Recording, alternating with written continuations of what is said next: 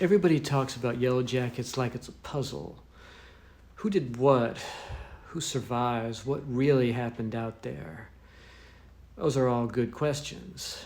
But I'm interested in the kind of questions that Freud or Jung or Lacan might ask. What interests me is not the plot mechanics. What interests me is why a story like this gets under people's skin in the first place. Because YellowJackets understands something that Freud understood kind of a long time ago. Civilization is a thin coat of paint. You get people out of their routines, out of their little social performances, out of the rules that keep everything looking clean and civilized. And suddenly all that old stuff comes crawling back. The hunger, the fear, the projection, the ritual, the tribalism. That's where psychoanalysis comes in. A show like YellowJackets works because it's really not about survival. It's about what survival strips away. It peels people down, the psychic bone, and then the occult creeps in. Not necessarily because there has to be a literal magic in the woods. That's not even the point.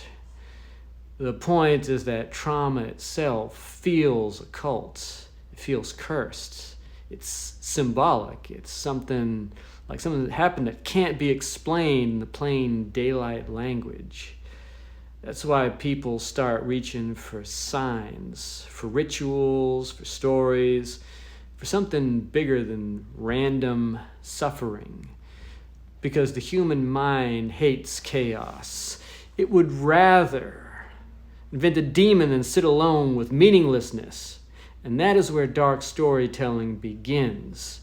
Not with cheap shock, not with gore for the sake of gore, but with the moment when people start turning pain into story or myth. That's what makes a story like this kind of cool in the first place.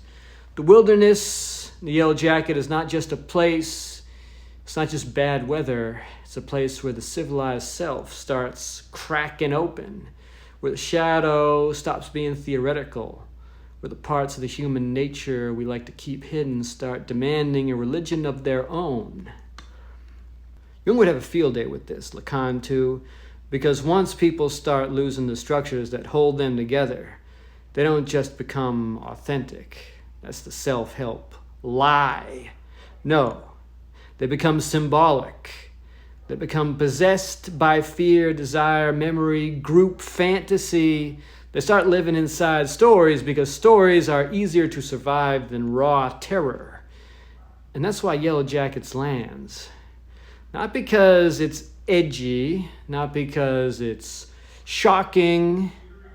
1,000 shows are shocking. It lands because it knows that psychoanalysis, the occult, and dark storytelling are all circling the same black hole, the hidden life of the mind, the symbols people create to survive it.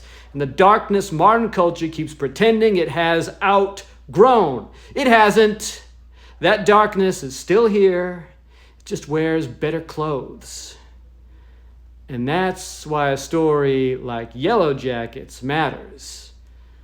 Not because it gives you answers, because it reminds you that under pressure, human beings do not try to stay alive.